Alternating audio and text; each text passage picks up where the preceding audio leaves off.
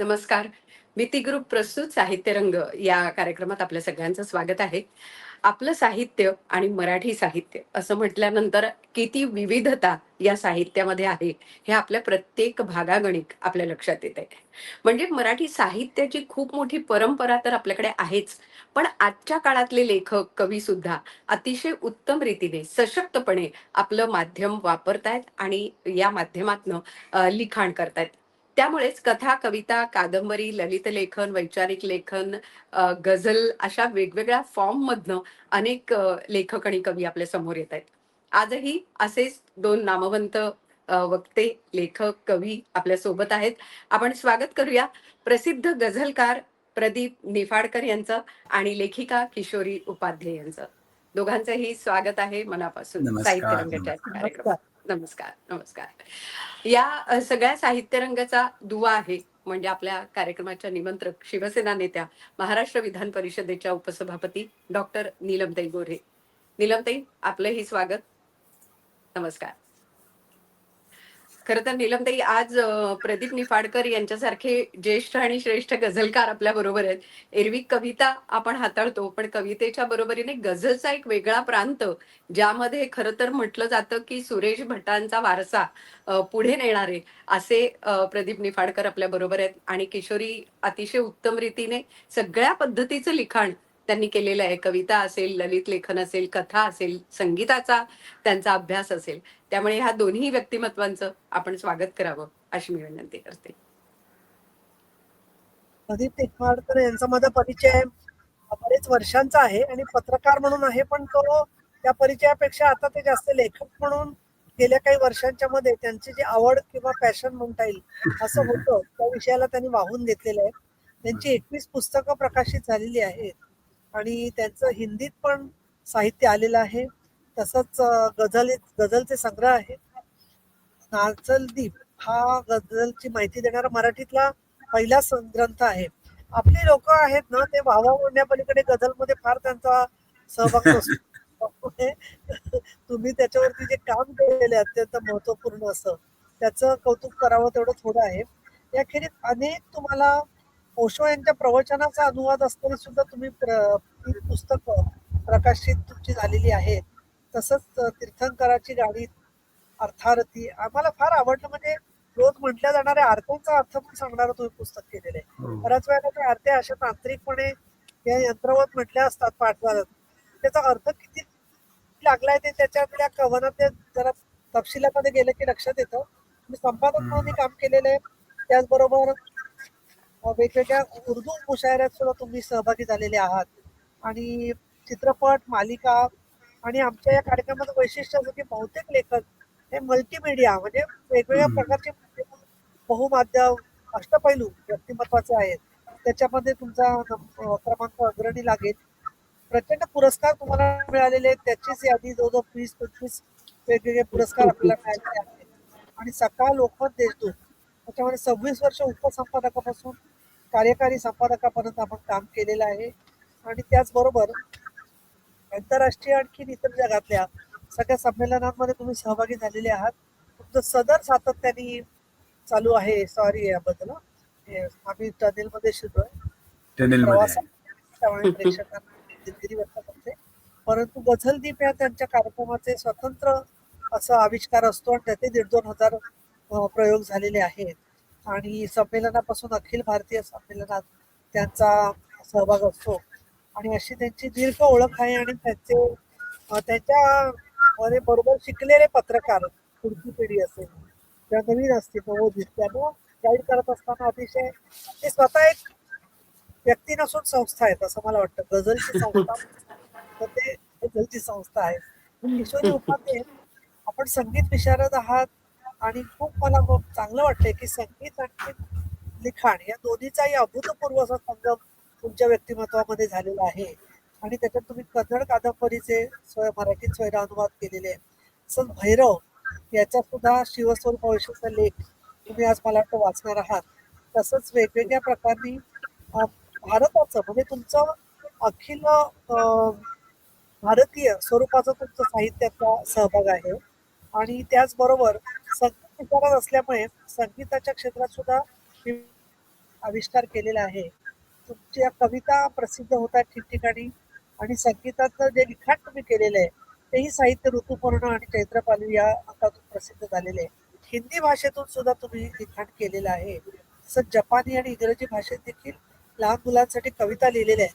ते एका अर्थाने मी असं म्हणेन की अशी आपल्याला एखाद्या शेतात गेल्यावर शेकडो सूर्यफुलं दिसतात ना, तसं शेकडो प्रकारचं साहित्य तुमच्या सर्जनशीलतेतून उमललेलं आहे. आणि त्यामुळे किशोरी उपाधी तुमच्या पण आजची काव्यमय आणि फार सुरेल असा हा कार्यक्रम आहे, त्याच्याबद्दल मला खात्री आहे. आणि बाहेर सगळे निवडणुकीचा जो रखरखाट चाललाय त्या पार्श्वभूमीवरती ही फारच सुंदर सुबक आहे. आणि त्यामुळे मला नेहमी साहित्य रंगामध्ये यायला आवडतं. त्या दृष्टिकोनातून आपण आता कार्यक्रम सुरू करूया अशी विनंती करते. नक्कीच. नीलमताई, खरं तर असं आहे की या दोघांच्या संवेदनशीलतेतनं वेगवेगळे विषय आज आपल्या समोर येणार आहेत आणि तुम्ही म्हणालात तसं काव्यमय असा तो आजचा कार्यक्रम होणार आहे. आणि संगीत हा विषयच असा आहे की शास्त्रीय संगीताच्या प्रत्येक रागाला त्याचं एक वैशिष्ट्य आहे आणि त्याचा एक प्रहर सुद्धा आहे. खरं तर भैरव हा सकाळचा राग आहे, पण त्या सकाळच्या रागाचं सुद्धा महत्व तुम्ही इतक्या सुंदर वर्णन केलंय की आम्हाला आता संध्याकाळी ऐकताना सुद्धा तो तितकाच उत्तम वाटणार आहे. त्यामुळे मी किशोरीताईंना विनंती करते की तुम्ही तुमचा जो लेख तुम्ही सुरुवातीला वाचणार आहात त्याने आपल्या हो. कार्यक्रमाची सुरुवात करूया. किशोरीताई. नमस्कार, मी किशोरी उपाध्ये आणि साहित्य रंग मिती ग्रुपनी साहित्य रंग विजय हा उपक्रम सुरू केलेला आहे लेखकांसाठी, साहित्यासाठी आणि त्यामध्ये नवोदित लेखकांना जी संधी मिळवून दिली आहे. त्यामुळे मला या कार्यक्रमात सहभागी व्हायची संधी दिली त्याबद्दल मी उत्तराताई आणि नीलमताई यांचे मनापासून आभार मानते. माझं वाचन मी सुरू करते. नमस्कार. शिवस्वरूप भैरव रागरूप. कल्याणकारी शिवस्वरूपाच्या विविध भावमुद्रांचा भारतीय शास्त्रीय संगीतातील रागांच्या माध्यमातून वेध घेणारी किंवा वेध घ्यायचा प्रयत्न करणारी ही संहिता आहे.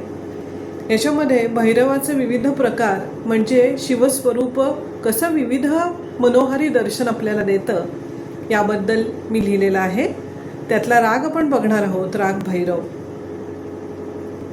भैरव भैरव हा एक अतिशय प्राचीन असा राग. भैरव हे शंकराचं एक रूप किंवा शंकराचाच अंश आहे. शिवाचं एक उग्र रूप म्हणजे भैरव. भैरव या शब्दाचा अर्थच मुळी भयानक किंवा भीषण असा आहे आणि भरण असाही आहे. भरण म्हणजे पालन पोषण करणारा. आदिदेव शंकराचं ते एक बलाढ्य वाईटाचं निर्दालन करणारं रूप आहे. याच आदिदेवाच्या नावाशी साम्य असलेला अगदी प्राचीन असा आदिराग भैरव जणू काही शिवाचं रागामधून प्रकटणारं आदिरूप. या सर्वेश्वराचं रूप आहे तरी कसं? तो आहे कर्पूर गौर. त्याचं तेजस्वी मुखकमल सस्मित आहे. तपश्चर्येत ध्यानात मग्न असलेल्या शिवाच्या दोन्ही नेत्रपाकळ्या अर्धोन्मिलित आहेत. कपाळावरचा तिसरा डोळा मिटलेला आहे आणि त्यामुळे त्या त्रिलोचनाच्या मुखाला विलक्षण शोभा आलेली आहे. त्यानं सर्वांगाला भस्म लपेटलेलं आहे. माथ्यावर चंद्राची देखणी कोर आणि मंदाकिनीचं पावन स्फटिक जल त्यानं आपल्या जटांमध्ये धारण केलेलं आहे. गळ्यात रुंडमाल आणि सर्प आहे. जवळच डमरू आहे. त्रिशूलधारी असा तो शिव कृपासागर आहे. भैरव रागाच्या प्राचीन अशा रागध्यानात त्याचं हेच वर्णन येतं. गंगाधर शशिकला तिलकस त्रिनेत्र सर्पैर विभूषित तनूर गजकृत्तिवासः भास्वत त्रिशूलधर एष नृमुंडधारी शुभ्रांबर जयती भैरवा आदिरागः.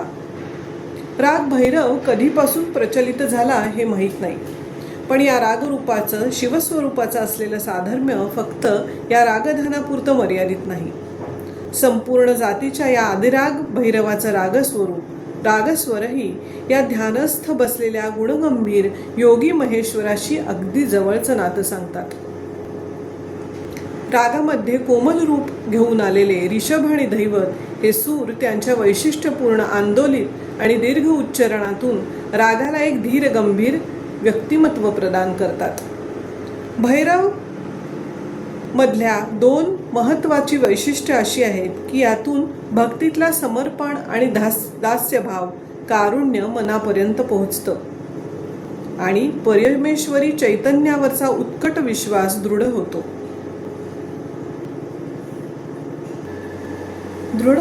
प्रकट होतो.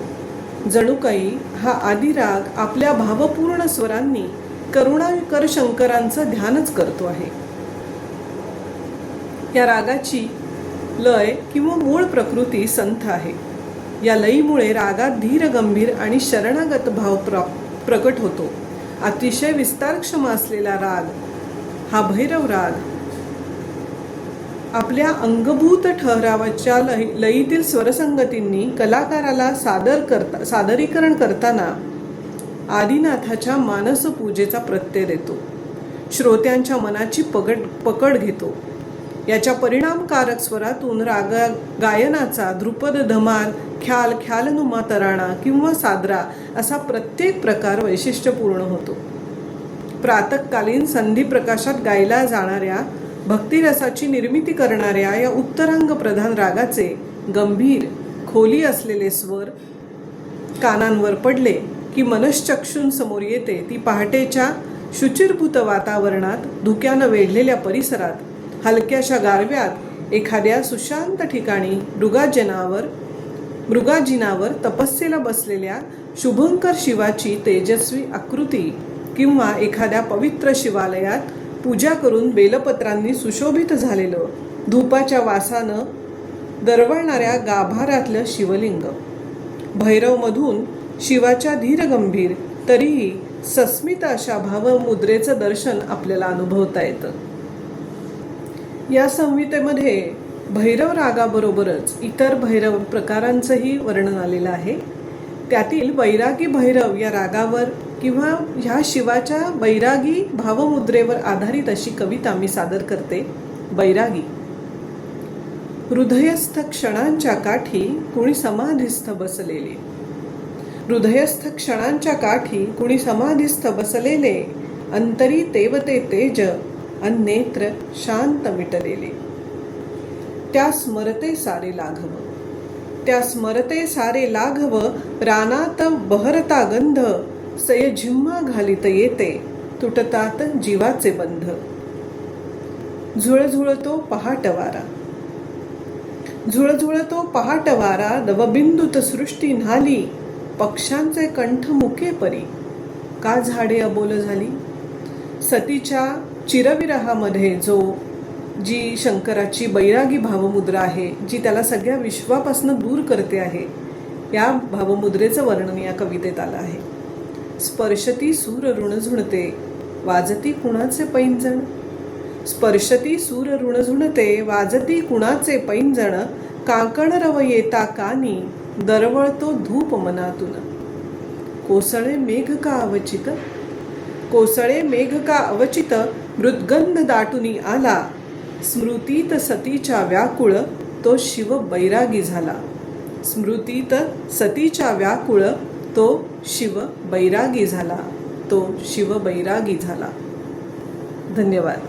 किशोरीताई, खरंच भैरव रागाची उत्पत्ती आणि त्या रागाचं एक सगळं वर्णन आमच्या समोर आलं. आणि संगीताची जादूच ती आहे आणि रागांची महती सुद्धा. त्यामुळे ती निश्चित तुमच्या लेखातनं आम्हाला जाणवली. प्रदीप दादा, तुमच्या गझलकडे आम्हाला आता यायचंय. गझलला इतका वेगळा फॉर्म आहे आणि तो तुम्ही इतक्या उत्कृष्टपणे हाताळताय. तर तुम्ही आज आमच्यासाठी कोणत्या गझल सादर करताय ते ऐकण्याची उत्सुकता आहे. येस, नक्कीच. मलाही उत्सुकता आहे. पहिल्यांदा नीलमताईंचे खूप आभार. खूप दिवसांनी त्या दिसल्या, भेटल्या आणि खूप वर्षांनी. आणि एक साहित्यिकांसाठी कोणीतरी एक राजकारणी काहीतरी करतोय, मला बरं वाटतं. म्हणजे त्या राजकारणी नाही आहेत मुळात, त्या लेखिका आहेत आणि मी नाशिकला असल्यापासून आमचे संबंध चांगले आहेत. असो, तर गझलेकडे वळतो. कारण मला हल्ली जास्त जाणवायला लागले कवी संमेलनामध्ये जातो तेव्हा, की इतकी राजकारण्यांना काळजी नाही, इतकी कवींना शेतकरी, दलित, देऊन दुबळे यांची काळजी व्हायला लागली, की शेतकरी काही मला म्हणायला लागले की अहो चांगलं काहीतरी ऐकवा हो, हे आमच्याच वेदना तुम्ही आम्हाला काय ऐकवता. म्हणून मी एक पहिली प्रेमाची गझल ऐकवतो, बघा कशी वाटते तुम्हाला. नक्की. थोडे अमृत आणि गुलाब जल, थोडेसे मध, थोडे अत्तर, सगळं थोडं थोडं आहे. कशात आहे बघा.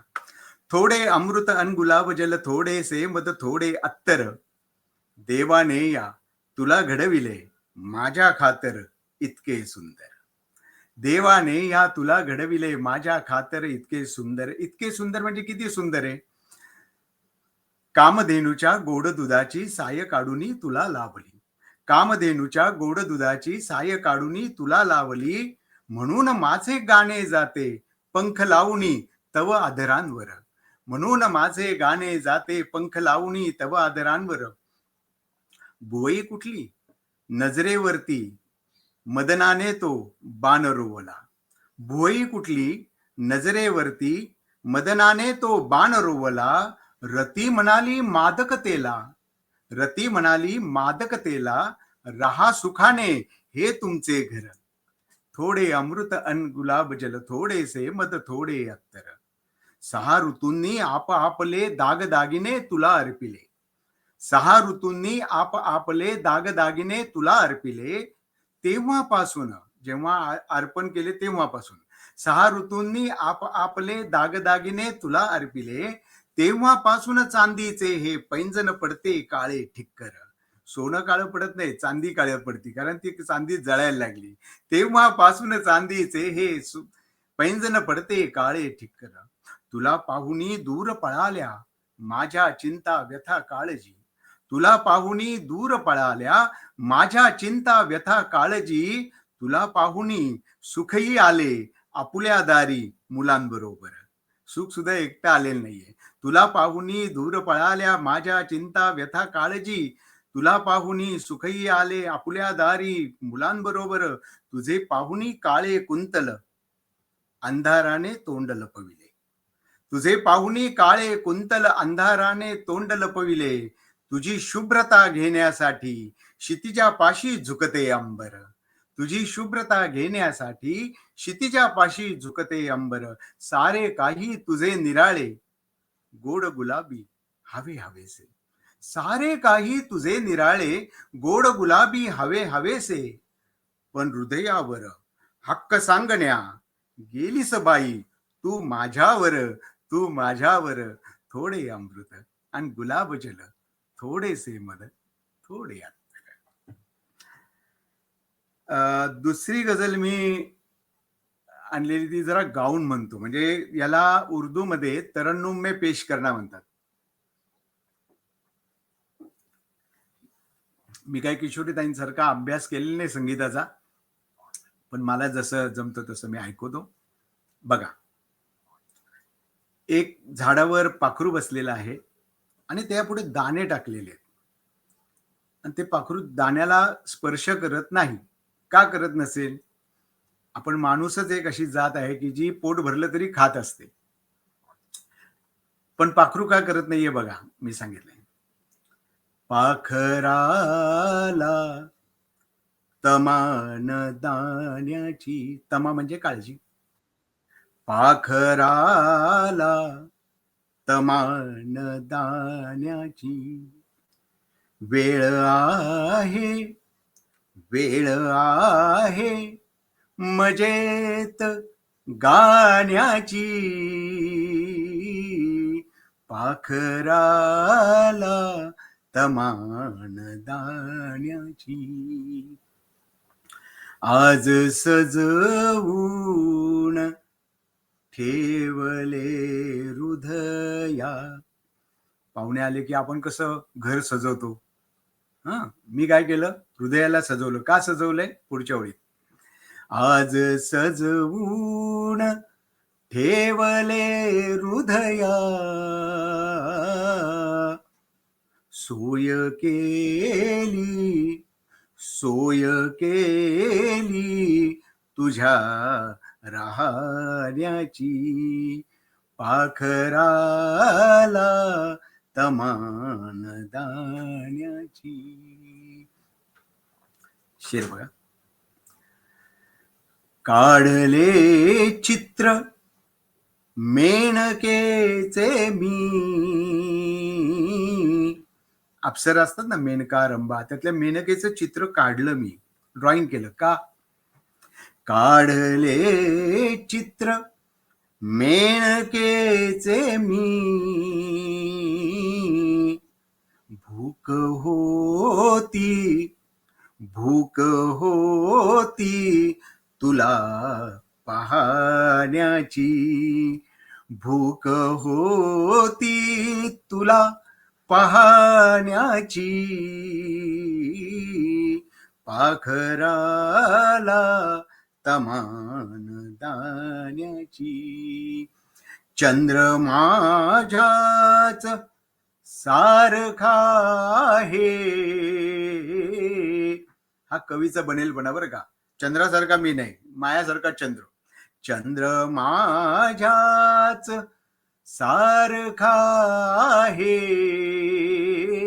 का माझ्यासारखा आहे? दोघांमध्ये काय सिमिलर आहे बघा. चंद्र माझ्याच सारखा आहे, पाहतो वाट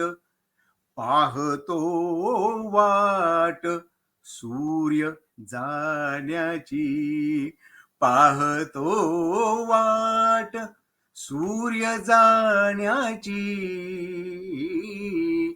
पाखराला तमान दाण्याची. आपल्याला माहितीच असेल की गझलमध्ये प्रेमावर शेर असेल तर एखादा सामाजिक शेर सुद्धा येऊ शकतो. एक सामाजिक शेर बघा कसा. सगळं स्वस्त झालेलं नाहीये, महाग झालेलं आहे. स्वस्त काय झाले ते बघा. पाखराला तमान दाण्याची, वाढले भाव सर्व वस्तूंचे,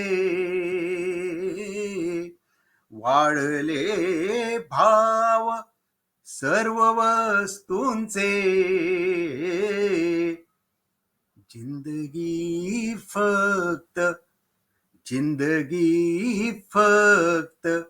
चार आण्याची, जिंदगी फक्त चार आण्याची, पाखराला तमान दाण्याची. पाय सोडून बैसले कोणी, हे नदीच्या काठचं एक दृश्य आहे सुंदर. पाय सोडून कोणतरी बसलेला आहे. मग काय झालं? पाय सोडून बैसले कोणी, थांबली हालचाल पाण्याची, थांबली हालचाल पाण्याची,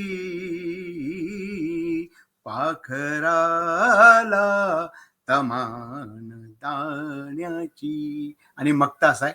मक्ता म्हणजे गझलचा जो शेवटचा शेर असतो ज्यामध्ये कवीचं नाव असतं. जसं तुका म्हणे, मीरा म्हणे, कबीर गए, तसं. आणि तो शेर बघा कसा आहे. पाखराला तमान दाण्याची, संमती द्या प्रदीप राजे हो, संमती परवानगी द्या. कुणाला द्या, कशाला द्या, ते पुढच्या ओळीत सांगतो.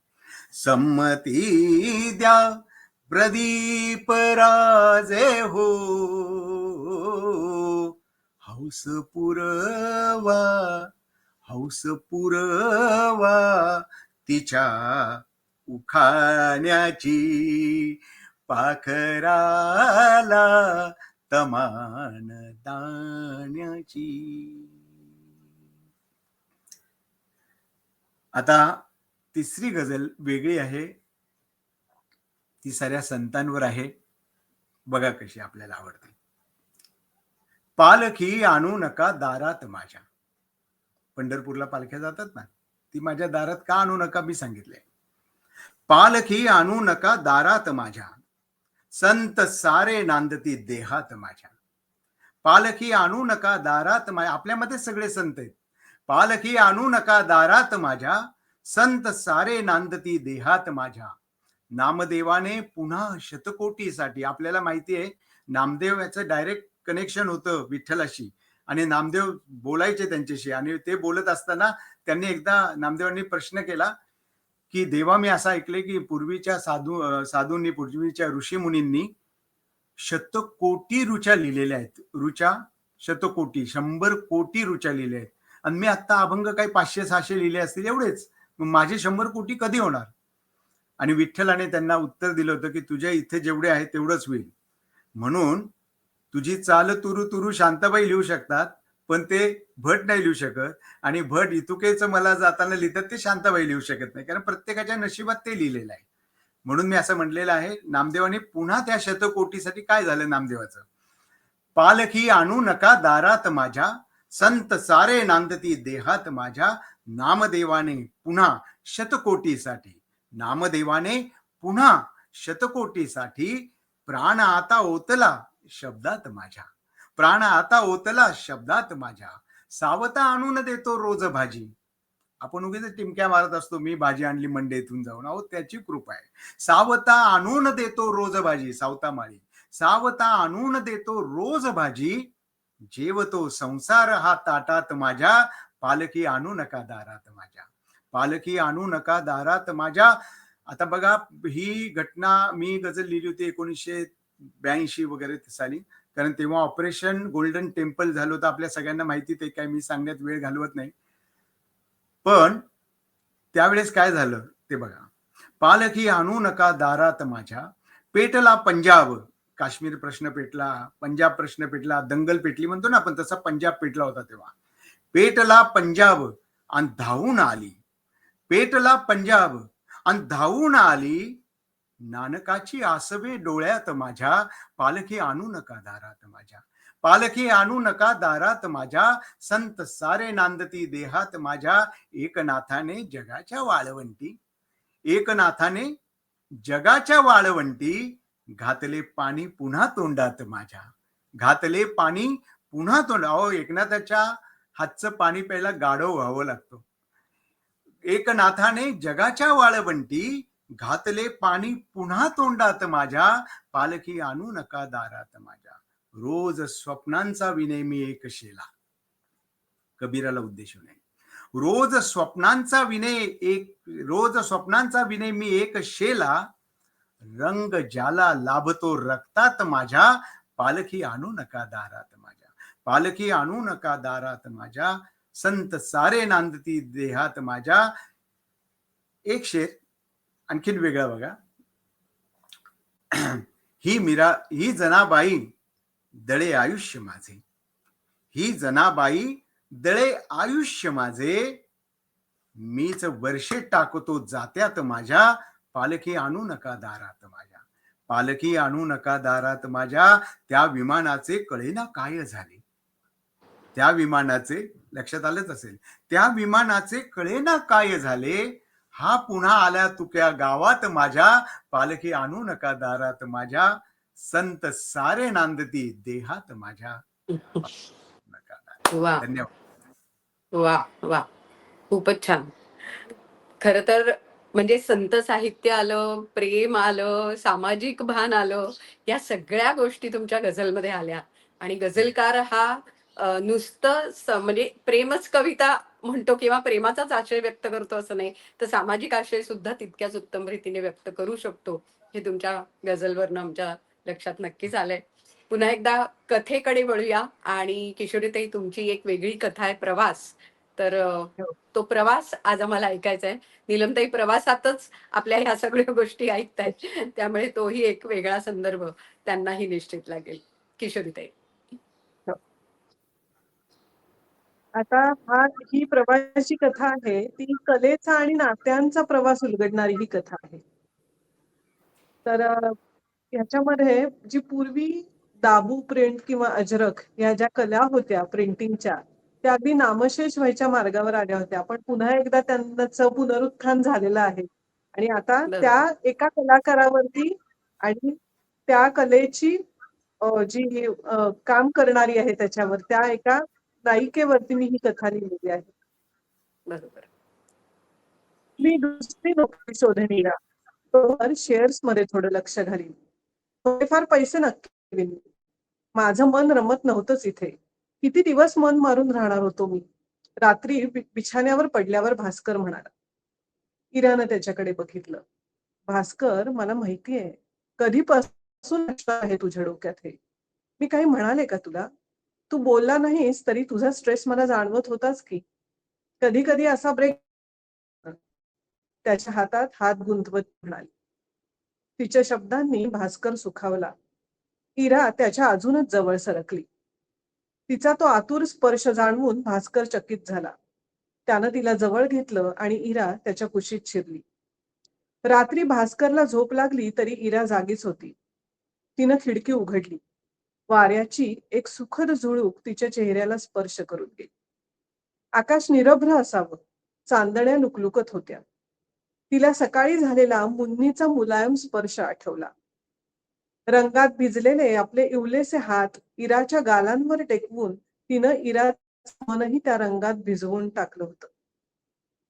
बिंदियाचा म्हणजे मुन्नीचा तो स्पर्श, त्या रंगाचा ठसा जणू ब्लॉक प्रिंट होऊन तिच्या मनावर उमटला होता. ती मनाशीच हसली. मनातल्या वेदनेला मलम लावणारा तो रंग. आज पहिल्यांदा जुनी जखम ठसठसली नव्हती. कितीतरी दिवसांनी जुन्या आवेगानं ती स्वतःहून भास्कर जवळ गेली होती. तिनं अलगर आपल्या पोटावर हात ठेवला. एक स्वप्न पुन्हा मनात उमलू पाहत होतं. त्या स्वप्नाला वत्सल रंग होता. फक्त बाळाचा नव्हे तर नव्या संदर्भानं अजून जवळ आलेल्या तिच्या आणि भास्करच्या नात्याचाही होता तो रंग. इरानं छाती भरून एक दीर्घ श्वास घेतला. दुपारी कन्हैयाशी झालेल्या गप्पा तिला आठवल्या.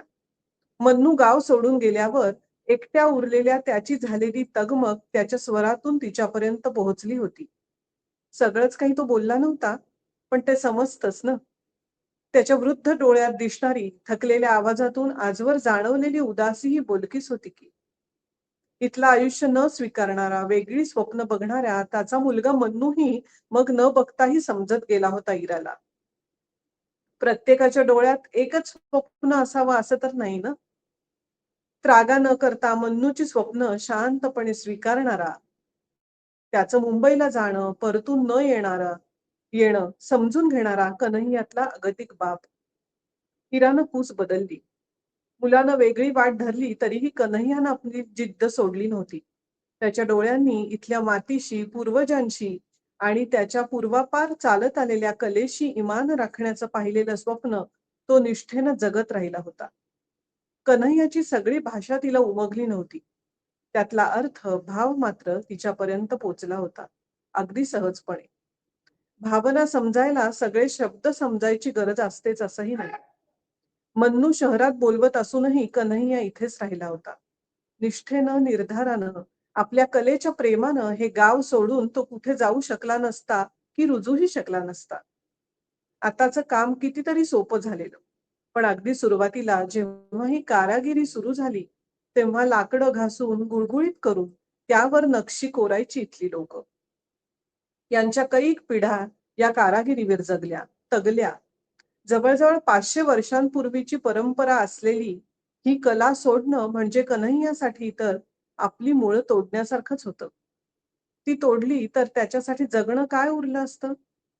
मन्नूचं शहरात जाऊन नोकरी करणं कन्हैयानं जसं स्वीकारलं तशीच स्वीकारली स्वतःच्या स्वप्नांची उर्मी. मुंबईच्या गर्दीत हरवून जाणारं आयुष्य मन्नूला मानवलं असावं कदाचित. तो काही खुरीला परतून आला नाही. कन्हैया मात्र काम करत राहिला. आणि त्यांना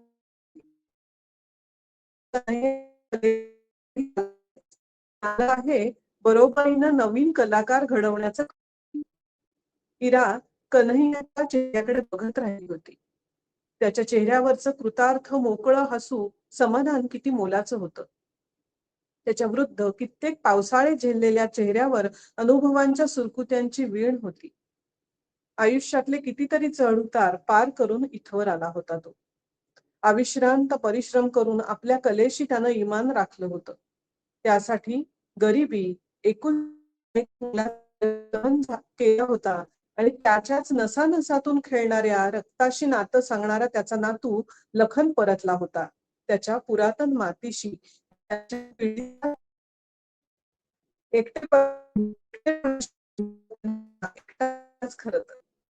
आपल्या अनमोल कलेचा वारसा जपण्याची जिद्द त्याच्या बरोबर होती नेहमीच. त्याच्या थकल्या डोळ्यांनी स्वप्न अजूनही तरुण होती. त्यांच्या वाटा जाऊन पोचत होत्या त्याच्या नातवाच्या तरुण तजेलदार चेहऱ्यापाशी, हसू सांडणाऱ्या इंडियाच्या काजळ माखल्या डोळ्यांशी. प्रत्येकाचा प्रवास वेगळा. जे स्वप्न बघतात ते कधीच एकटे नसतात. आपल्याला काय हवं आहे हे कळलं की पुढचं सगळं सोपं होतं असं नाही. पण त्या वाटेवर चालण्यासाठीचा विश्वास आणि बळ मात्र त्या उमगण्यातूनच मिळतं. इरानं भास्करकडे बघितलं. तो गाढ झोपला होता. कंपनी सोडणं याच्यासाठी सोपं नसेलच. पण नवा प्रवास करायचा ठरवला आहे, ती वाटही सापडेलच याला. इरा स्वतःशीच हसली. निश्चिंतपणानं तिने डोळे मिटून घेतले. धन्यवाद. वा. खरं तर कलेचा प्रवास तुम्ही इतक्या सुंदर उलगडलाय आणि एका पिढीकडून दुसऱ्या पिढीकडे ही कला संक्रमित होणं हा सगळ्यात महत्वाचा धागा खरं तर तुमच्या या कथेतनं आलाय. कथेचा थोडासाच भाग आपण वाचला, पण तरी सुद्धा त्यातनं एक ती उत्सुकता निर्माण झाली, की ही कला आणि ह्या कलेचा प्रवास त्यांनी जो जपलाय, सांभाळलाय, तो कदाचित अशा ज्या कला आहेत, की ज्या आता मागे पडल्यात, त्या सगळ्या घरातल्या मंडळींनी तो वारसा जपला पाहिजे आणि जपावा अशी इच्छा मात्र या निमित्ताने व्यक्त करावीशी वाटते. किशोरीताई खूप छान. आणि मला असं वाटतं मानवी भावभावनांचं, नातेसंबंधांचं एक छान वर्णन सुद्धा त्या तुमच्या कथेमध्ये आलंय. आणि तेच कुठेतरी गझलच्या रूपातनं प्रदीप दादा तुमच्याही गझलमधनं जाणवतं. आणि हे सगळे नातेसंबंध किती सुंदरपणे तुम्ही तुमच्या गझलमधनं उलगडलेत ते आम्हाला आता तुमच्याकडनं ऐकायचे. त्यामुळे पुढच्या काही गझल तुम्ही सादर करा. येस. एक जरा वेगळी गझल पहिल्यांदा ऐकवतो, मग एक ऐकू आणि मग माझी मुलगी शेवटी ऐकवतो तुम्हाला. मी नातेसंबंधांची ती अगदी अगदी. एक मैत्रीण खूप दिवसानंतर भेटली आणि तिची विरहामध्ये अवस्था काय झाली होती, माझी काय झाली होती, पहिल्या शेरामध्ये मी ती ऐकवली. बघा. विरहामध्ये सुकलीस तू, विरहामध्ये सुकलीस तू, अनखोल हा गेला गळा. इतकी कृश झाली की गळा सुद्धा खोल गेलेला आहे. कोण मैत्रीण आहे पुढच्या ओळीत कळणारच आहे तुम्हाला. विरहामध्ये सुकलीस तू, अनखोल हा गेला गळा. इतुका बरा नाही गडे, इतुका बरा नाही गडे, गझले तुला माझा लळा. विरहामध्ये सुकलीस तू. आपल्या देशात वेगवेगळ्या देशांचे पाहुणे येतात. एक सामाजिक शेर बघा कसा आहे, काय आहे. पारतंत्र्यात आपला देश होता हे काय सांगायला नको मी.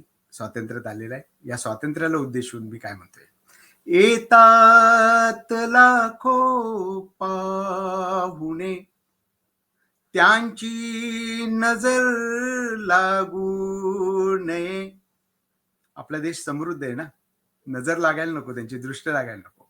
येतात लाखो पाहुणे, त्यांची नजर लागू नये. तू सांग स्वातंत्र्या मला, तू सांग स्वातंत्र्या मला, बांधू कुठे मी कोहळा. इतका बरा नाही गडे, गझले तुला माझा लळा. काय काय जण माझ्या गझलेंना एकदम हातात घेतात ना पुस्तकं, तेव्हा मला हा शेर म्हणावासा वाटतो बघा. वाचायचे नंतर बघू, आधी नखे काढा तुम्ही, वाचायचे नंतर बघू. आधी नखे काढा तुम्ही, का नख काढा? वाचायचे नंतर बघू. आधी नखे काढा तुम्ही.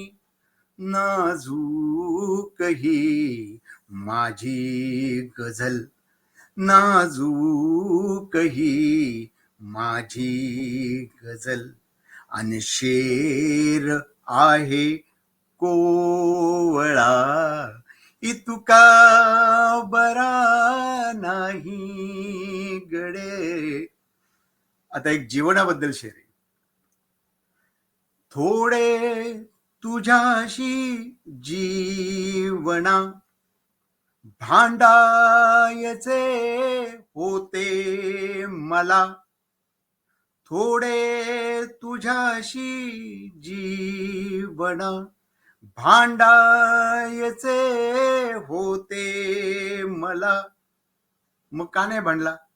प्रेमात होतो गर कमी, मज वेळ नव्हता मोकळा, इतुका बरा नाही गडे. एक आणखीन सामाजिक शेर बघा, कारण नीलमताईंना हा अनुभव येत असेल, कारण राजकारण्यांना प्रत्येक लग्नाला प्रत्येक मौतीला उपस्थित राहावंच लागतं. पण काही ठिकाणी काय होतं, मौतीच्या ठिकाणी ते या शहरात आहे.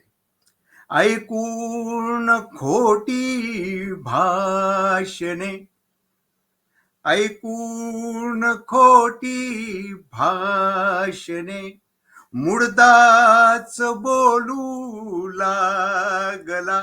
प्रेतच बोलायला लागलं. काय बोलतोय बघा. ऐकून खोटी भाषणे, मुडदाच बोलू लागला. जाळा मला अथवा पुरा, लवकर काय करायचं ते. जाळा मला अथवा पुरा, पण थांबवा हा सोहळा, इतुका गडे नाही बरे. एक शेवटचा शेर. मी खूप येथे पाहिले, हे लोक सरड्यांसारखे. मी खूप येथे पाहिले, हे लोक सरड्यांसारखे. विटलो पुरा, विटलो शब्द मराठीची गंमत आहे, अभिजात मराठीची. विटणे, रंग विटणे, तसं आपण एखाद्याला कंटाळतो, तसं कंटाळलो या लोकांना. मग मी खूप येथे पाहिले, हे लोक सरड्यांसारखे. विटलो पुरा देवा आता, विटलो पुरा देवा आता. कर तू मला रंगांधळा, इतुका बरा नाही गडे. गजले तुला माझा लढा. एक खास गझल ही ऐकवायची आहे. आमची कवी मंडळी जी आहेत ती काय करतात की आकाशात मेघ दाटून आले आणि त्याचा मग ते मेघ येणार, मग त्याला वारा लागणार, मग त्याच्यातनं पाऊस पडणार. तो जमिनीवर पहिला थेंब यायच्या आत मेघ दाटले की पटकन कविता लिहायला बसतात. कविता अशी घाईत लिहायची नसते. भट साहेब म्हणायचे, आमचे गुरुवर्य सुरेश भट, की एखादं लोणचं मुरवावं तसा अनुभव मुरवायला पाहिजे, मगच लिहायला पाहिजे. पण हे घाई करतात. म्हणून मी त्यांच्यासाठी एक पहिला शेर लिहिलेला आहे. ना दुःखाचा धांडोळा, ना स्वप्नांचा आढावा. दुःखाचा धांडोळा आणि स्वप्नांचा आढावा काय नाहीये पुढच्या वेळी. ना दुःखाचा धांडोळा ना स्वप्नांचा आढावा, ही कविता म्हणजे राजा त्या देवाचा सांगावा. ना दुःखाचा धांडोळा. एक शेर वेगळा. हे कुठल्या राधेसाठी यमुनेचे व्याकुळ पाणी. हे कुठल्या राधेसाठी यमुनेचे व्याकुळ पाणी. कृष्णाची काळी जादू वाऱ्याचा बनवी पावा. ना दुःखाचा धांडोळा. उत्तरा नीलमताई, बघा आपले बालपण किती सुंदर होतं. आत्ताचं बालपण किती वाईट आहे ना आपलं किती सुंदर होतं. जी बालपणाची गोडी ती चिंचा बोरे गेली. जी बालपणाची गोडी ती चिंचा बोरे गेली. शाळेच्या दारापाशी शाळेच्या दारापाशी विकतात आता ते मावा. ना दुःखाचा धांडोळा ना स्वप्नांचा आढावा. आणखीन एक बालपणाची आठवण. मी बालपणाला माझ्या केव्हाही सोडत नाही. मी बालपणाला माझ्या केव्हाही सोडत नाही. थोडीशी फुरसत मिळता थोडीशी फुरसत मिळता मामाच्या जातो गावा. ना दुःखाचा धांडोळा. ही बालपणाची सगळी गोडी गेली. तरुणपणाची सुद्धा गोडी गेली. तरुणपणी एकमेकांना पत्र लिहायचं काय मजा होती. हृदयाने लिहिले होते ओठांची मोहर होती. हृदयाने लिहिले होते ओठांची मोहर होती. ते पत्र तुझे होते की ते पत्र तुझे होते की तो रंगांचा मेळावा. ना दुःखाचा धांडोळा ना स्वप्नांचा आढावा. एक आणखी सामाजिक वेगळा अनुभव. देशाची अन माझी ही का एकच रास असावी. आमची रास सिमिलर आहे का त्याच्यात पुढच्या ओळीत सांगतोय की ती काय सिमिलरिटी आहे. देशाची अन माझी ही का एकच रास असावी. शेजारी खोड्या करुणी शेजारी खोड्या करुणी वर रोज करी कांगावा. ना दुःखाचा धांडोळा ना स्वप्नांचा आढावा. आणि सत्तेचं बघा गंमत.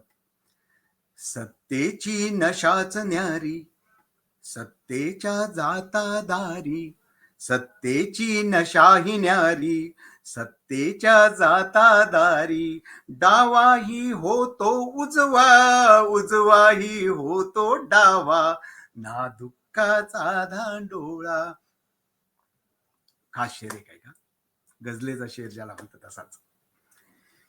मी ऐसे काही येथे आयुष्य काढले माझे. मी असं काही आयुष्य काढले. असं काही बघा कसं काढलंय. मी ऐसे काही येथे आयुष्य काढले माझे. एखाद्या आजोबांनी भर रस्ता ओलांडावा. ना दुःखाचा धांडोळा. ते आजोबा कसे रस्ता ओलांडतात. इकडे बघतात तिकडे बघतात परत मागे येतात परत पुढे जातात. भीत आयुष्य काढतात. तसं एखाद्या आजोबांनी भर रस्ता ओलांडावा. आणि शेवटचा शेर त्यातला. दुनियेची दुःखे मोठी मी दूर करू ना शकलो. निफाडकर, मग तुम्ही जन्माला कशाला आलात. दुनियेचं काहीच दुःख दूर केलं नाही. मग केलं काय तुम्ही येऊन. बघा काय केलं. दुनियेची दुःखे मोठी मी दूर करू ना शकलो. मग काय केलेलं आहे. दुनियेची दुःखे मोठी मी दूर करू ना शकलो. मी गझला लिहिल्या कोठे मी शिंपडला ओलावा. ना दुःखाचा धांडोळा ना स्वप्नांचा डावा. धन्यवाद. एक तिसरी गझल माझी मुलगी उत्तरा खास ऐक. जागोजागी भेटत असते माझी मुलगी, जागोजागी भेटत असते माझी मुलगी, कोणाच्याही मुलीत दिसते माझी मुलगी. जागोजागी भेटत असते माझी मुलगी, कोणाच्याही मुलीत दिसते माझी मुलगी. तिला न रुचते नटणे बिटणे तरी नेहमी, तिला न रुचते नटणे बिटणे तरी नेहमी, परीसारखी सुंदर दिसते माझी मुलगी. प्रत्येक बापाला आपली मुलगी परीच वाटत असते. परीसारखी सुंदर दिसते आपली माझी मुलगी. मला मिळाले किती चांगले आई बाबा, मला मिळाले किती चांगले आई बाबा, मैत्रिणींना सांगत असते माझी मुलगी, मैत्रिणींना सांगत असते माझी मुलगी. हळूहळू मग चालतात हे वादळ वारे. कुणी ऐकणाऱ्यापैकी भूगोलाचा शिक्षक असेल तर तो निफाडकर चुकलेला आहात. वादळ वारे वाहतात, चालत नसतात. पण कवी शब्द का निवडतो ते तुम्हाला कळेल. हळूहळू मग चालतात हे वादळ वारे, हळूहळू मग चालतात हे वादळ वारे, झोक्यावरती जेव्हा बसते माझी मुलगी. तिला ढकलायचं नाही ना, म्हणून ते चालायला लागलेत, वाहत नाहीयेत. हळूहळू मग चालतात हे वादळ वारे, झोक्यावरती जेव्हा बसते माझी मुलगी. कर्जाचा हा डोंगर थोडा हलण्यासाठी, कर्जाचा हा डोंगर थोडा हलण्यासाठी, जास्त नाही थोडा, कर्जाचा हा डोंगर थोडा हलण्यासाठी मुलासारखे राबत असते माझी मुलगी, मुलासारखे राबत असते माझी मुलगी. चित्र काढते पोळ्या करते गाणे गाते, चित्र काढते पोळ्या करते गाणे गाते, दुःखालाही खुशाल पिसते माझी मुलगी. दुःखाला कॅट पिसतो ना आपण पत्ते तसं. चित्र काढते पोळ्या करते गाणे गाते, दुःखालाही खुशाल पिसते माझी मुलगी. गळ्यात माझ्या घास उतरण्या नाही म्हणतो, गळ्यात माझ्या घास उतरण्या नाही म्हणतो. अवती भोवती जेव्हा नसते माझी मुलगी, अवती भोवती जेव्हा नसते माझी मुलगी. घरी यायला मला जरासा उशीर होता, घरी यायला मला जरासा उशीर होता. आई सोबत जागत बसते माझी मुलगी, आई सोबत जागत बसते माझी मुलगी. तिला लागली गझलांची या खोड आगळी, माझ्या गझलांची सवय तिला पण लागलेली. कोणती सवय बघा, तिला लागली गझलांची या खोड आगळी. हळूच रात्री कुशीत घुसते माझी मुलगी, हळूच रात्री कुशीत घुसते माझी मुलगी. आठवते मज माझी आई अशीच होती, आठवते मज माझी आई अशीच होती. जेव्हा माझे डोळे पुसते माझी मुलगी, जेव्हा माझे डोळे पुसते माझी मुलगी. तिला न्यायला राजकुमारा उशिरा येतो. प्रत्येक बापाला वाटत असतो मुलीचं लग्न लवकर होऊ नये, आईला वाटत असतं लवकर. आई सांगते अहो 16 वर्षाची झाली, 20 वर्ष झाली, 25 वर्षाची झाली. बापाला नसतं वाटत. का?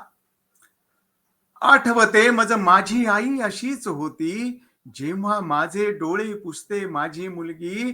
तिला न्यायला राजकुमारा उशिरा येतो, तिला न्यायला राजकुमारा उशिरा येतो. अजूनही मजला अल्लड दिसते माझी मुलगी, अजूनही मजला अल्लड दिसते माझी मुलगी. धन्यवाद. वा वा. मला वाटतं सगळ्या तमाम बापांनी तमाम मुलींसाठी म्हटलेली ही कविता असं म्हणायला हरकत नाही. एक प्रातिनिधिक नातेसंबंध खरंच वेगवेगळ्या पद्धतीने प्रदीप दादा तुमच्या गझलमधनं आले. नीलमताई काय सांगाल आज या दोघांच्याही लिखाणाबद्दल? आपली जी अपेक्षा होती की आज एक वेगळ्या प्रकारचा आविष्कार आणि सगळं समजून घ्यायला मिळेल झालेला आहे. आणि माझा जरी प्रवास चालू असला, अंधार बोगद्यातला आणि रस्त्यामधला उजेड याचं फार सुंदर असं संमिश्रता मला अनुभवायला मिळाली. त्या प्रवासातच ऐकणं हा फार दुर्लभ असा योग होता.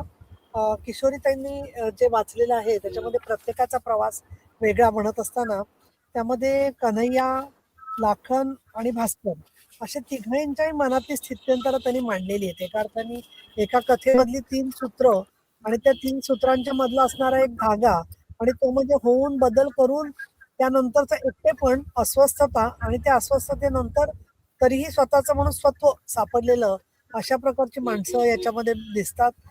या कथेमधली नायिका जी आहे ती बऱ्यापैकी पुरोगामी आहेच, पण त्याचबरोबर संवेदनशील आहे किशोरींसारखीच. आणि त्याच्यामुळे तिला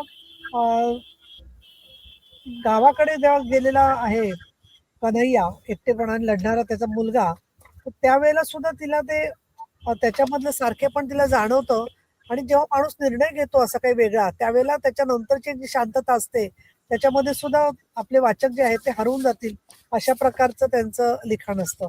भैरवच्या बद्दल बोलायचं झालं तर शंकराची उपासना करत असताना जे रूप वाटतं ना, त्याच्यापेक्षा फार वेगळं संगीतातून दिसतं. ते आपण तांडव नृत्य किंवा त्या श्लोकांच्या मधून पाहतो, परंतु प्रत्येक म्हणजे सांगीतिक रूप, शंकराचं सांगीतिक रूप, संगीतामधला आविष्कार हा किशोरी त्यांच्यामुळे आज आमच्या समोर भेटीला आला. आणि त्या दृष्टिकोनातून रौद्र रूप असलं तरी सुद्धा अत्यंत एक भावणारं आणि माणसाचं सृष्टी आणि व्यक्ती याच्यामधले सगळं अंतर दूर होऊन एकरूप होणं म्हणजे काय, त्याच्याबद्दल त्या साहित्यात आणि संगीताच्या मार्फत शिवशंकर शंभोशी एकरूप झालेले आहेत हे बघितल्यावरती आपल्याला सुद्धा बरं वाटतं. म्हणजे पंढरपूरला बघ पद्धत आहे की वारकरी दिसले की ते एकमेकाच्या पाया पडतात.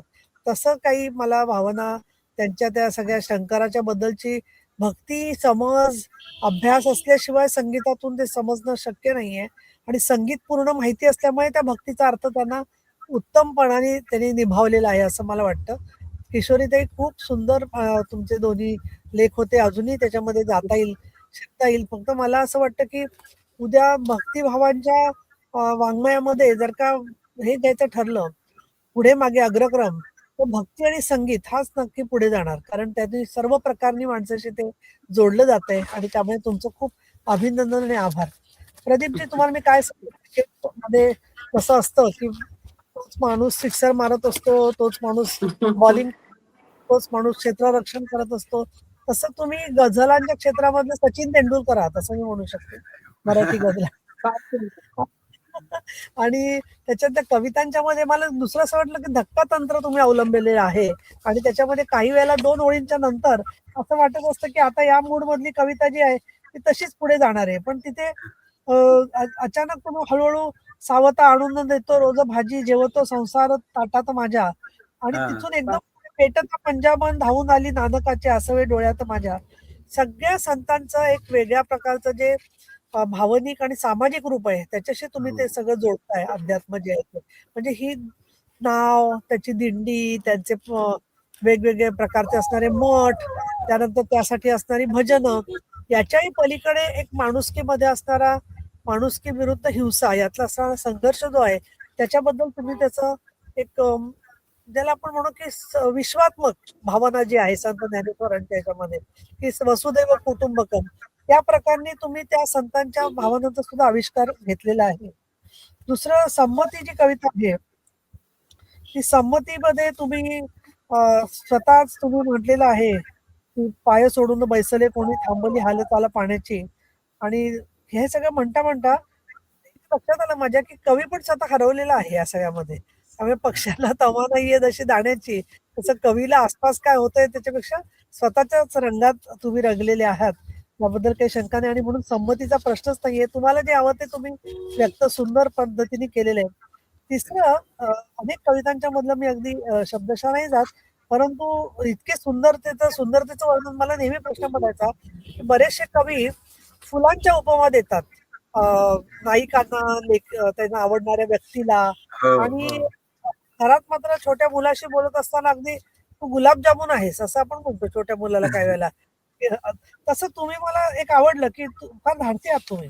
कारण का की असं वेगवेगळ्या पद्धतीचे तुम्ही खाद्यपदार्थांची सुद्धा उपमा प्रेयसीला दिलेले आहेत की ज्या तशा विरळ आहेत त्याच्यामधल्या.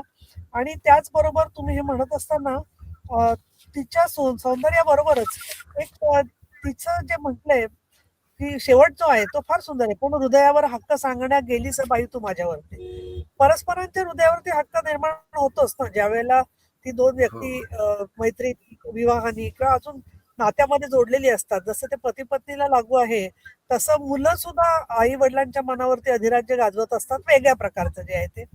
या दृष्टीने माझी मुलगीकडे येणं अपरिहार्य होतं. मला वाटतं उत्तराने मी होतो, त्यामुळे तुम्ही पहिला क्रम त्या कवितेला दिला होता माझी मुलगीला. आणि आपल्याकडे काही लेखिका येऊन गेल्या उत्तरा, की ज्यांनी पण आई मुलगी होते आणि मुलगी आई होती, अशा प्रकारची खरंय. भावना केलेली होती. पण इथे मला एक चांगलं वाटलं, की एक पुरुष जेव्हा आईबद्दल लिहितो आणि मुलीबद्दल लिहितात, त्याला पुरुष का महिला असा खरा वाद नाहीये. पण भावना जी आहे, की आपण कुठेतरी अवलंबून होतो आणि आपल्याला त्या जवळच्या माणसावर अवलंबून होण्याची लाज वाटत नाही. नाहीतर अवलंबून होणं म्हणजे काहीतरी चुकीचं असं आपल्या मनामध्ये भिनलेलं असतं. आणि त्या दृष्टिकोनातून आई पण मुलगी दोघी जागत असतात आणि काहीतरी मला विभावरी शिरूरकरांची आठवण आली. कर्जाचा हा डोंगर थोडा हलण्यासाठी मुलासारखे राबत असते माझे. म्हणजे काही वेळेला मुलींना कुटुंबाच्या जबाबदाऱ्या घ्याव्या लागतात आणि केवळ लग्नापर्यंत घ्याव्या लागतात असं नाहीये. आजकाल तर एकटी मुलगी असेल तर हो. नंतरची जबाबदारी मुलगापेक्षा मुलीच घेतात. बऱ्याच ठिकाणी आज आपल्याला चित्र Correct. दिसते दुर्दैवाने. बरोबर आहे. म्हणून हा. तेच त्याच्यात समानता असली पाहिजे, की तेवढीच मुलगी असली तरी हळूहळू ती संख्या कमी होते. जावई पण मुलासारखी काळजी घेतो, पण ह्या मुलासारखं आहे. सगळ्यामध्ये मुलगी मोठी होत जाते, तशी ती आई वडिलांचा आधार बनते. त्याची सुद्धा भावना त्यांनी फार सुंदर प्रकारे व्यक्त केलेली आहे.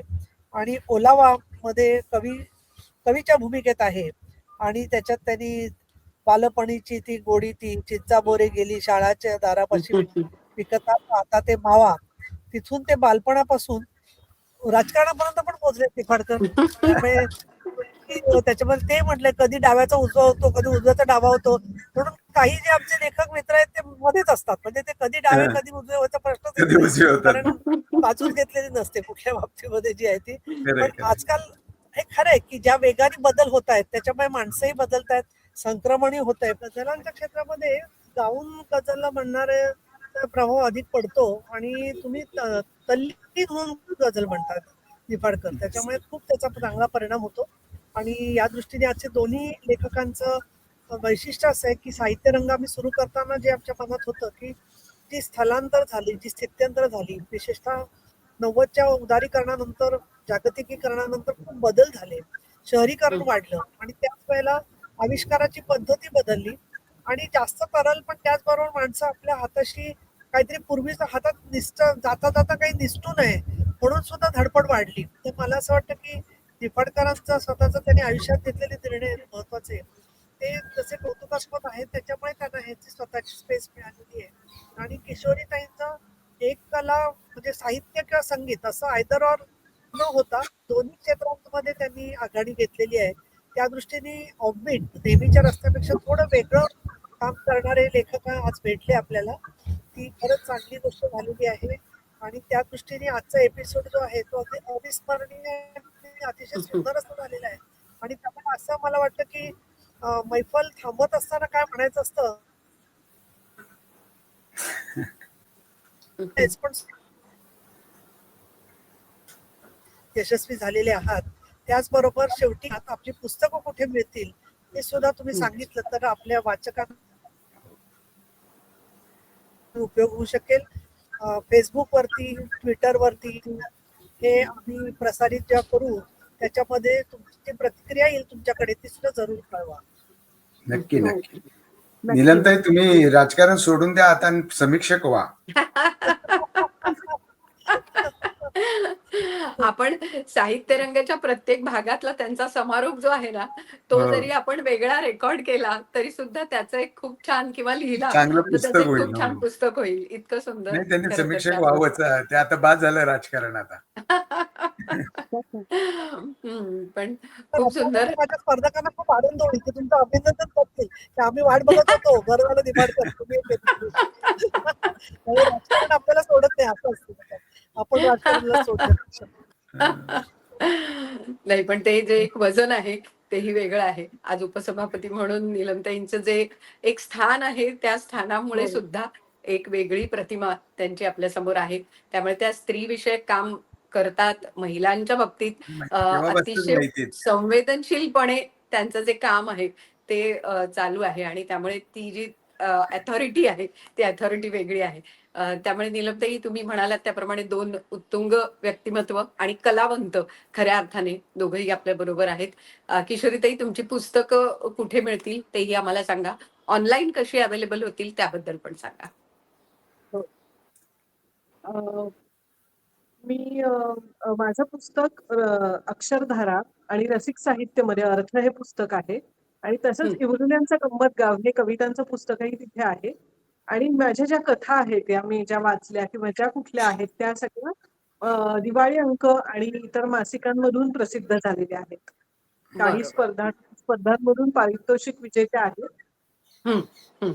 तर ही वा. दोन पुस्तकं त्या आहेत त्या प्रकाशित प्रकाशकांच्या ऑनलाईन वेबसाईटवर आणि ते आपल्याला तुमची ती पुस्तकं मिळू शकतील. मिळतील मिळतील. अगदी अगदी. प्रदीप दादा तुमच्या माझे संग्रहामध्ये तसंच ऑनलाईन मिळतील तुम्हाला किंवा हे मिळतील. नीलमताई तुमच्यासाठी एक पुस्तक मी पाठवतोय ते सप्रेमकडे देतोय. सप्रेम माझ्या शेजारी राहतात. अच्छा अच्छा बरं बरं चालेल चालेल काय हरकत नाही. त्यांच्याकडे धन्यवाद देतो. मला वाचायला आवडेल असं एक पुस्तक देतो बघा. धन्यवाद. आणि सगळ्यात महत्वाचं म्हणजे प्रदीपदादांच्या ह्या सगळ्या गझल तोंडपाठ होत्या. म्हणजे त्यांना हो. पुस्तकात बघावं लागलं नाही याचं फार कौतुक आहे. त्यामुळे आज दोघांचेही मनस्वी आभार. तुम्ही छान पद्धतीने तुमची कला जोपासत आहात. यापुढेही ते बळ तुम्हाला मिळत राहो अशी साहित्य रंगकडनं सदिच्छा. पुन्हा भेटूया पुढच्या शुक्रवारी अशाच दोन दिग्गज व्यक्तिमत्वांसोबत. खूप खूप धन्यवाद. धन्यवाद. मनापासून आभार. धन्यवाद. धन्यवाद.